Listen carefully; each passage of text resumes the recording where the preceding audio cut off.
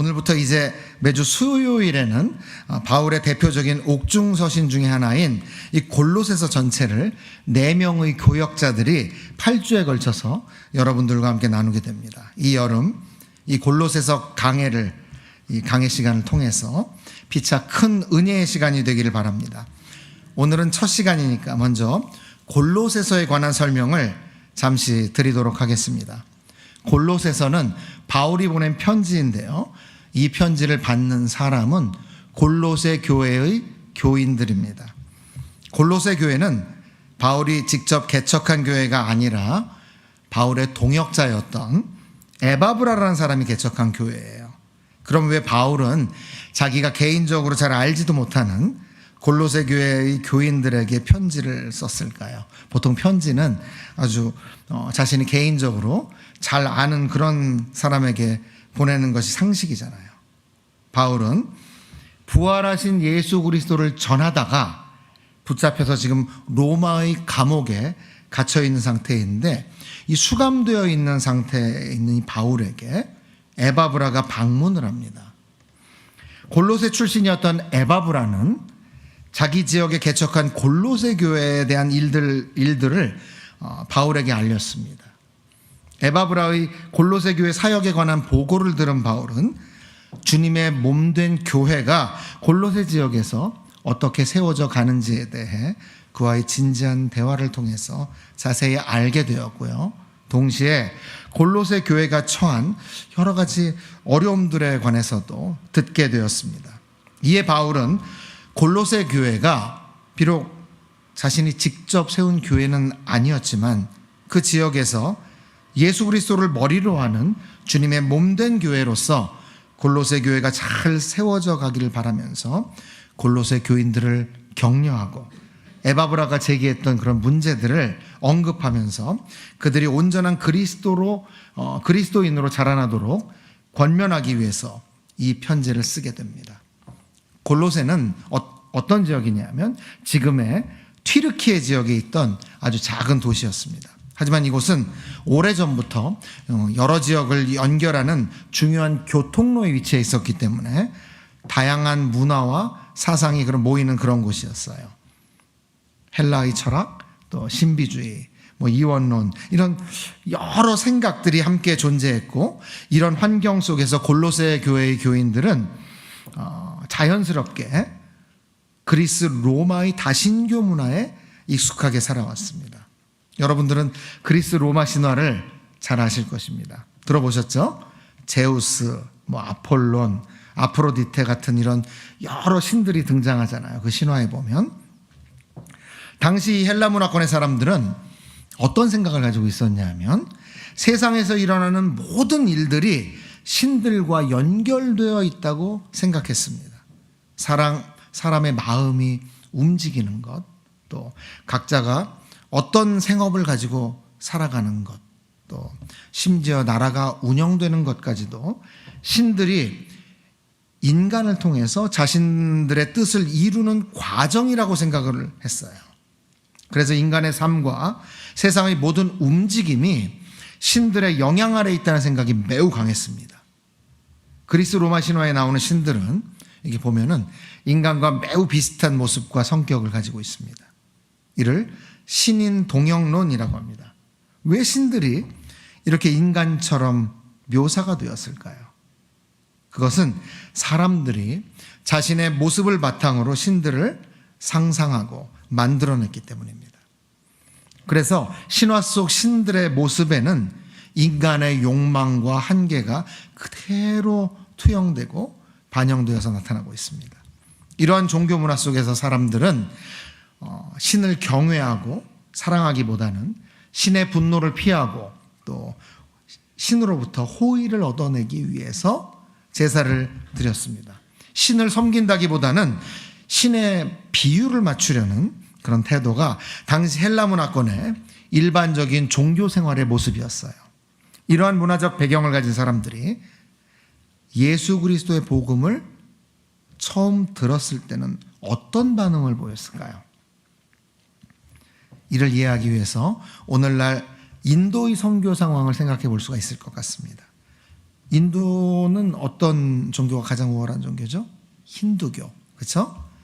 힌두교 문화 속에서 살아온 많은 사람들은 예수님을 전했을 때에 그 예수님을 무조건 거부하기보다는 자신들이 믿는 수많은 신들 가운데 하나로 받아들이려는 그런 경향을 보이거든요. 즉 기존에 자기가 믿던 그 신앙 체계 안에 예수님을 한 명 추가하는 이런 혼합주의적 수용이 일어나는 것입니다. 하지만 복음은 예수님을 여러 신 가운데 하나로 받아들이는 것이 아니라 오직 예수 그리스도만이 구원자이시며 주님이심을 믿고 따르도록 요구합니다. 따라서 기존에 믿어왔던 신들을 내려놓고 예수님만을 의지하고 믿어라 이렇게 권면할 때 강한 저항이 나타나게 돼요.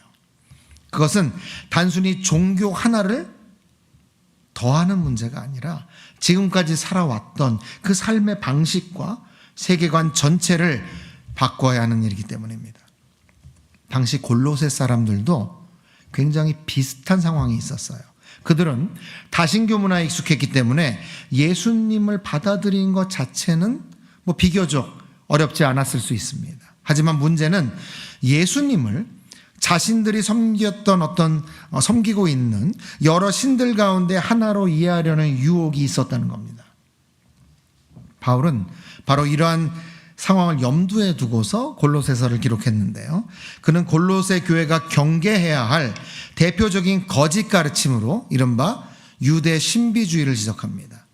당시 거짓 교사들은 유대교의 절기와 안식일 규정을 지키는 것을 굉장히 많이 강조했고 특별히 천사 숭배를 중요하게 가르쳤던 것으로 보입니다. 그들은 눈에 보이지 않는 어떤 영적인 존재들과 특별한 종교적 체험을 가지게 하는 것에 굉장히 큰 가치를 두었어요. 그러나 바울은 이러한 가르침이 결국 성도들의 시선을 그리스도에게서 다른 대상으로 돌리게 만든다고 경고합니다. 헬라의 다신론적인 문화도 유대교적인 신비주의와 율법주의도 겉으로는 서로 달라 보이지만 공통점이 있어요. 둘 다 사람들의 관심을 예수 그리스도에게서 다른 것으로 향하게 만든다는 것입니다. 그래서 바울은 이 골로새서 전체를 통해서 오직 예수 그리스도만으로 충분하다는 사실을 강조합니다.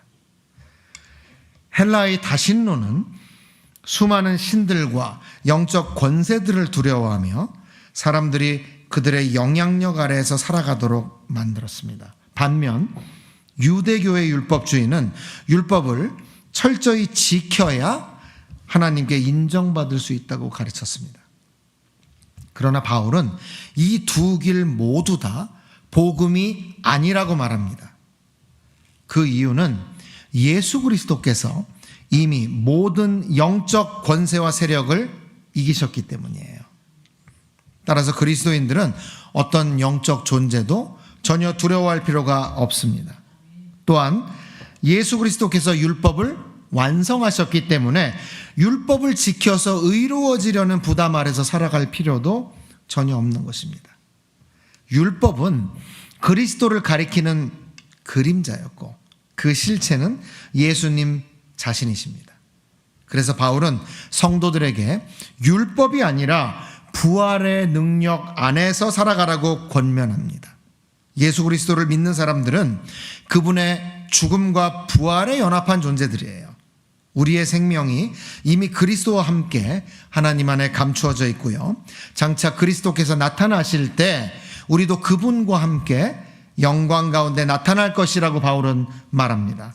이러한 이유로 바울은 골로새서 3장 1절에서 위의 것을 찾으라고 말합니다. 이 말은 미래에 완성돼서 나타날 새 창조의 삶을 지금 이 땅에서부터 미리 살아가는 것을 말합니다.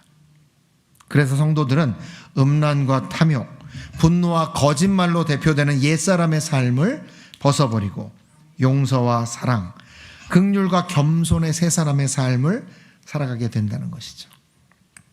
여기서 이 새 사람은 민족이나 신분으로 구별되는 것이 아닙니다. 바울은 골로새서 3장 11절을 통해서 거기에는 유대인이나 헬라인이나 할례파나 무할례파나 종과 자유인의 차별이 있을 수 없나니 오직 그리스도는 만유시요 만유 안에 계시니라 하고 선포합니다. 즉 복음 안에서 인간이 만들어낸 모든 구분은 다 무너지고 오직 예수 그리스도만이 중심이 됩니다. 그리고 바울은 이런 복음의 원리가 교회 안에서만 머무르는 것이 아니라 우리의 가정과 일상의 모든 삶 속에서 드러나야 한다고 말합니다. 바로 성도의 관계 안에서 드러나는 세 사람의 삶이죠. 부부의 관계, 또 부모와 자녀와의 관계, 또 넓게는 주인과 종과의 관계까지 이 땅에서 살아가는 우리 성도들의 모든 관계는 모두 예수 그리스도의 통치를 받는 영역입니다. 예를 들면 가정을 예를 들어서 설명하자면 자기희생적인 사랑으로 다스리시는 예수님이 바로 우리 가정의 참된 주인이 되셔야 한다는 말입니다. 결국 골로새서의 핵심은 분명합니다. 부활하신 예수 그리스도의 사랑과 통치가 미치지 않는 우리 삶의 영역은 없다는 거예요. 바울은 성도들에게 예수님의 부활과 함께 이미 시작된 새로운 창조의 현실을 우리 성도들이 바라볼 수 있어야 하고 그 완성된 미래를 오늘 현재의 삶 속에서 살아가라고 권면하고 있는 것입니다. 그래서 바울은 성도들에게 다른 어떤 영적 존재나 종교적인 규칙, 인간적인 지혜를 붙들려고 하지 말고 오직 예수 그리스도만을 붙들라고 골로새서를 통해서 권면합니다. 왜냐하면 그리스도 안에 하나님의 충만함이 거하시고 그리스도 안에서만 참된 생명과 자유가 주어지기 때문입니다. 골로새서가 우리에게 던지는 질문도 그래서 마찬가지입니다. 정말 예수 그리스도만으로 충분한가? 이 질문이에요. 바울은 이 질문에 분명하게 대답합니다. 그리스도는 충분하실 뿐만 아니라 우리에게 필요한 모든 것이 되시는 분이라고 말입니다. 그러므로 성도는 그리스도 안에서 이미 받은 새 생명을 따라 오늘을 살아가며 장차 완성될 하나님 나라를 소망 가운데 기다릴 수 있는 것입니다. 이제 골로새서가 기록된 배경, 그리고 당시 골로새서가 처했던 그 골로새 교회가 처했던 상황, 그리고 이 편지의 핵심 주제가 무엇인지를 우리가 살펴봤으니까요. 오늘 본문으로 들어가 보겠습니다. 오늘 우리가 읽은 골로새서 1장 1절부터 12절은 바울의 인사와 감사의 말로 시작됩니다. 바울은 골로새 교회 성도들을 생각할 때마다 하나님께 감사했습니다.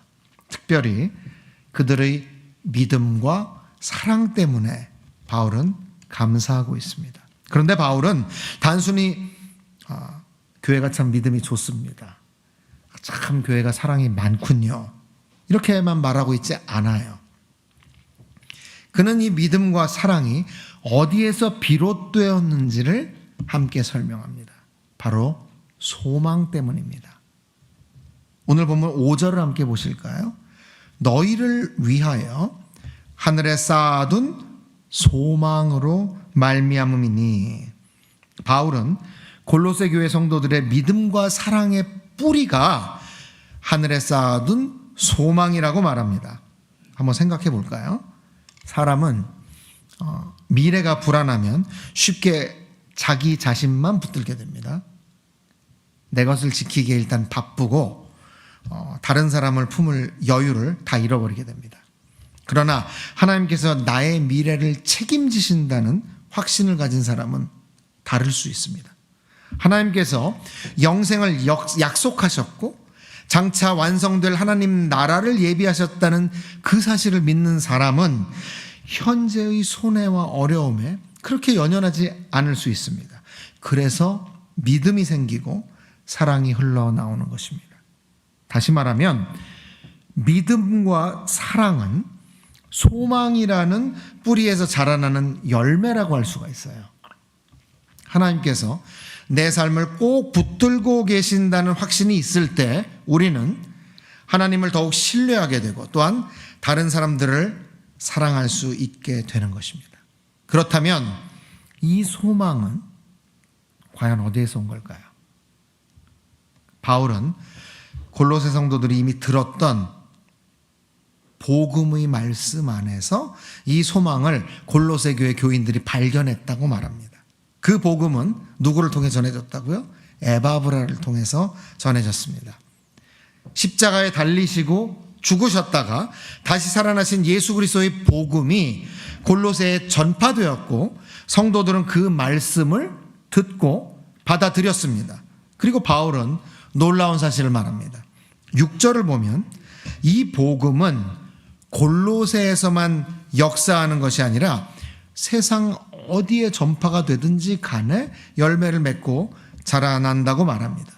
여기서 우리는 창세기 1장 28절 어떤 말씀이죠? 생육하고 번성하라는 말씀이 있잖아요. 그 말씀을 떠올리게 됩니다.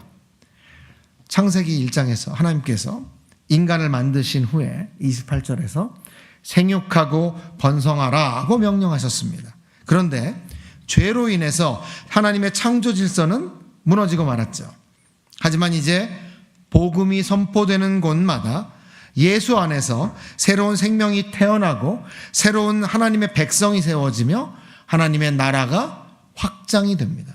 바울은 복음 안에서 나타나는 바로 이 새 창조의 능력을 보고 있는 것입니다. 그래서 우리는 로마서 1장 16절 복음은 모든 믿는 자에게 구원을 주시는 하나님의 능력이라는 말씀을 떠올릴 수가 있습니다.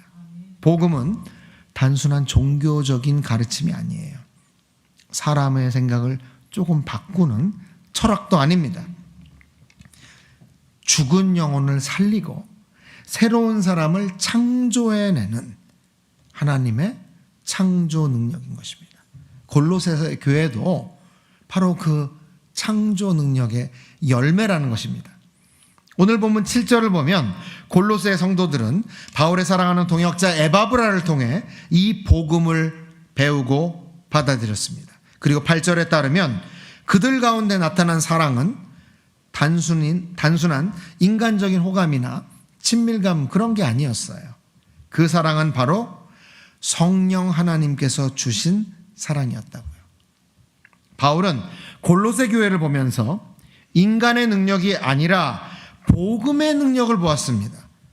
그리고 성도들 안에서 역사하시는 하나님의 능력, 성령님의 역사를 보았습니다. 그래서 그는 비록 감옥에 갇혀 있는 현재 상황 속에서도 낙심하지 않고 감사할 수 있었어요. 왜냐하면 자신은 비록 갇혀 있지만 복음은 갇혀 있을 수 없고 하나님께서는 지금도 복음을 통해 사람들을 변화시키고 새롭게 창조하고 계셨기 때문입니다. 사랑하는 성도 여러분, 오늘 우리도 같은 질문 앞에 서야 합니다. 우리의 믿음은 어디에서 나오고 있는 걸까요? 우리의 사랑은 무엇을 근거로 하고 있습니까? 혹시 우리는 눈에 보이는 현실과 어떤 조건에 따라서 우리의 믿음이 흔들리고 사랑이 때때로 식어지고 이럴 때가 있진 않은가요? 바울은 분명히 말합니다. 참된 믿음과 참된 사랑은 복음이 주는 소망에서 시작된다고 말입니다. 예수 그리스도 안에서 하나님께서는 이미 우리의 미래를 붙들고 계십니다. 우리의 생명은 예수 그리스도와 함께 하나님 안에 감추어져 있습니다. 그러므로 우리는 두려움이 아니라 소망으로 살아갈 수 있고 소망 가운데 믿음으로 설 수 있고요. 사랑으로 섬길 수 있는 것입니다. 그런데 사도 바울은 골로새 교인들의 믿음과 사랑에 감사하는 것으로 이야기를 그냥 끝내버리지 않습니다. 그는 감사한 다음에 곧바로 기도로 나아갑니다. 우리 함께 9절을 볼까요? 이로써 우리도 듣던 날부터 너희를 위하여 기도하기를 그치지 아니하고 구하노니. 바울은 에바브라로부터 골로새 교회의 좋은 소식을 들었습니다. 교회가 참 믿음도 있고 사랑도 있으니 얼마나 좋은 교회예요. 흔치 않은 교회죠. 그런데 그는 교회가 이 정도면 됐다라고 생각하지 않았습니다. 오히려 더욱 간절히 기도합니다. 왜 그랬을까요? 신앙은 단순히 시작하는 것이 중요하지 않기 때문입니다. 끝까지 자라가는 것이 중요하기 때문이에요.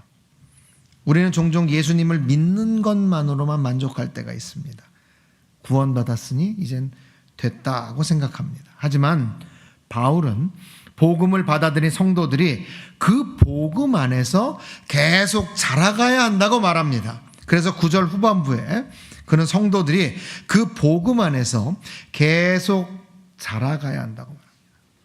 그는 가장 먼저 무엇을 위해 기도하고 있을까요? 그래서 9절 후반부에 보면 하나님의 뜻을 아는 것으로 그들이 채워지기를 기도합니다. 흥미로운 것은 바울이 하나님의 뜻을 알게 해달라고만 기도하지 않는다는 점이에요.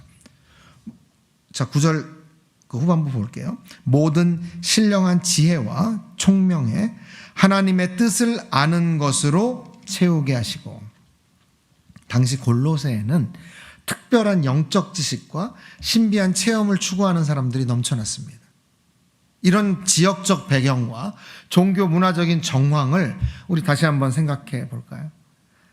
거짓 교사들은 천사 숭배를 강조하고 자신들만 알고 있다는 굉장히 비밀스러운 지식을 자랑했습니다. 그러나 바울은 말합니다. 성도들에게 정말 필요한 것은 그런 특별한 비밀 지식 같은 게 아니라, 어떤 아주 신비한 영적 체험이 아니라 하나님의 뜻을 바로 아는 것이다 라고 말입니다. 그런데 하나님의 뜻은 어디에서 가장 분명하게 나타납니까? 바로 예수 그리스도 안에서 분명하게 나타납니다. 골로새서 전체를 관통하는 메시지가 바로 이거예요. 그리스도의 뜻을 알면, 그리스도를 알면 하나님의 뜻을 알게 돼요. 그래서 그리스도를 깊이 알아가면 알아갈수록 삶의 방향도 아주 분명해집니다. 오늘날에도 이건 마찬가지예요. 사람들은 미래를 알고 싶어 합니다. 그렇죠? 하나님께서 미래에 어떤 계획을 가지고 계신지 그걸 알고 싶지 않으세요? 그걸 알고 싶죠? 특별한 응답과 신비한 체험을 찾습니다. 그러나 하나님은 먼저 그리스도를 바라보라고 말씀하십니다. 왜냐하면 하나님의 뜻은 어떤 그런 미래의 특별한 정보가 아니라 인격이신 예수 그리스도 안에서 가장 완전하게 이미 드러났기 때문이에요.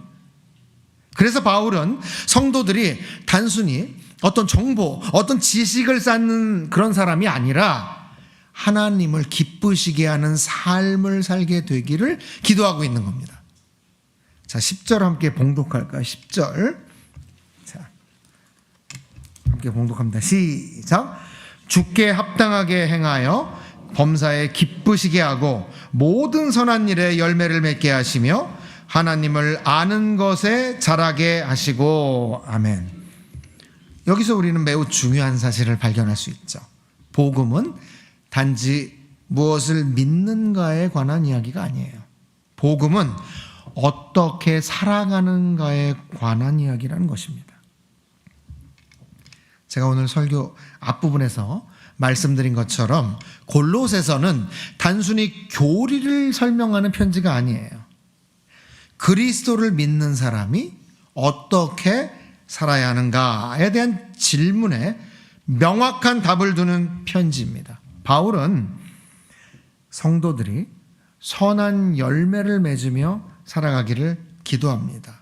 왜냐? 복음은 우리를 새로운 피조물로 창조하기 때문이에요.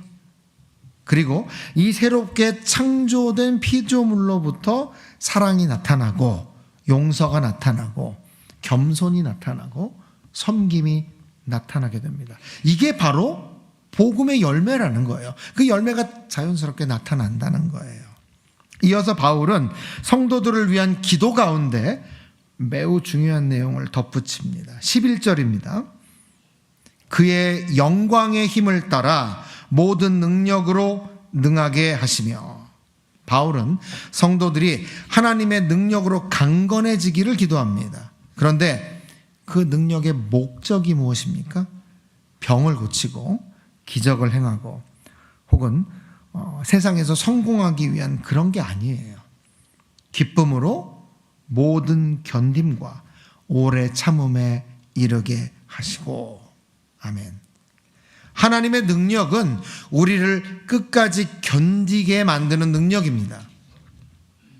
신앙생활 하다 보면 우리는 종종 이 능력이라는 것에 대해서 오해를 하게 됩니다. 문제가 즉시 해결되는 그런 것이 능력이라고 생각하게 됩니다. 하지만 성경은 때때로 문제를 없애시는 것보다 문제 가운데서도 믿음을 지키게 하는 것이 진정한 능력이라고 말합니다. 잘 생각해 보십시오. 지금 이 편지를 쓰고 있는 사람은 어디에 있는 사람이죠? 감옥에 있는 사람이에요. 그런데 그는 불평하지 않아요. 억울함을 말하고 있지 않아요. 뭐 특별하게 큰 죄를 져서 간 것도 아니잖아요. 억울하죠. 억울함을 말하지 않아요. 불평할 수 있는데 불평하지 않아요. 오히려 감사하고 있습니다.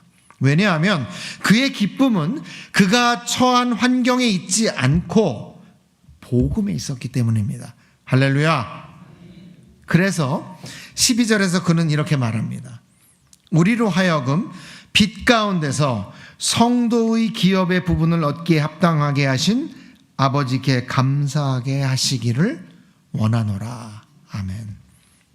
여기서 바울은 감사의 이유를 명확하게 말합니다. 감사의 이유는 현재의 형편이 아니라는 겁니다. 이미 하나님께서 우리에게 주신 은혜라는 겁니다. 우리는 하나님 나라의 백성이 되었고 영원한 생명을 받지 않았습니까? 우리는 그리스도 안에서 하나님의 자녀가 되었고 장차 완성될 하나님 나라의 상속자가 되었습니다. 그러므로 감사는 어떤 환경의 결과가 아니라 은혜를 깨달은 사람의 반응이라는 겁니다.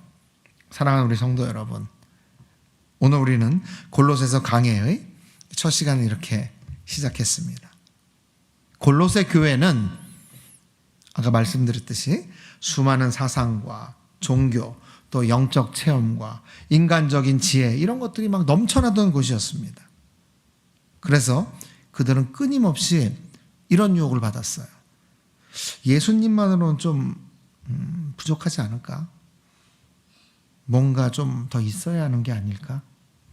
뭔가 좀 특별한 영적 체험이 필요하지 않을까? 저 교사들이 얘기하는 거 보면은 굉장히 특별한 영적 체험이 있고 비밀이 있다던데 더 강력한 영적 존재의 도움을 받아야 하는 건 아닌가? 그러나 바울은 골로새서 전체를 통해 오고 가는 모든 세대에게 한 가지를 선언합니다. 그건 바로 예수 그리스도만으로 충분하다는 것입니다. 오늘 본문에서도 이 사실은 여전히 나타납니다. 복음이 소망을 낳고 소망이 믿음을 낳고 믿음이 사랑을 낳습니다. 그렇죠?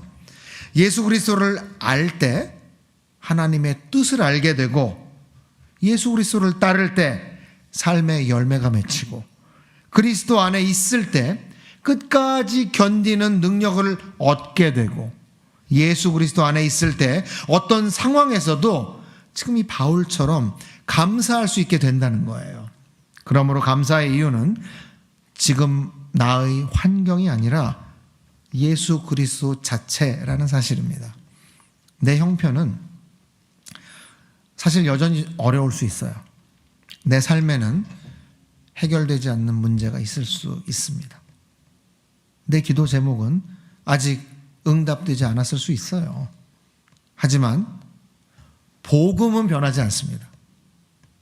예수 그리스도가 십자가에서 나를 위해 죽으셨고 부활하셔서 지금도 나의 주님이 되시며 장차 완성될 하나님 나라를 약속하셨습니다. 우리가 만약에 이 복음의 사실을 믿는다면 우리는 감사할 이유를 가지고 있는 것이죠.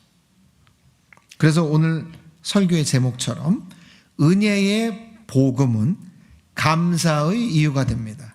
그리고 앞으로 우리가 8주 동안 골로새서를 통해서 이제 다른 목사님들과 함께 계속 우리가 확인하게 될 진리는 예수 그리스도만으로 충분한 삶, 바로 이것입니다. 그것은 결핍이 아니라 가장 풍성한 삶입니다. 그리스도 안에 하나님의 충만함이 거하시고 그리스도 안에 참된 생명이 있으며 그리스도 안에 우리의 현재와 미래가 있기 때문입니다. 그러므로 사랑하는 성도 여러분, 세상이 끊임없이 뭔가 더 있어야 한다, 뭔가 조금 더 가져야 한다 이렇게 말할 때 복음은 우리에게 이렇게 말합니다. 당신 안에 예수 그리스도가 계신다면 그것만으로 충분합니다. 이번 골로새서 강해를 통해서 우리 모두가 그 진리를 더욱 깊이 알고 더욱 풍성히 누리는 은혜의 시간이 되기를 주의 이름으로 축원합니다.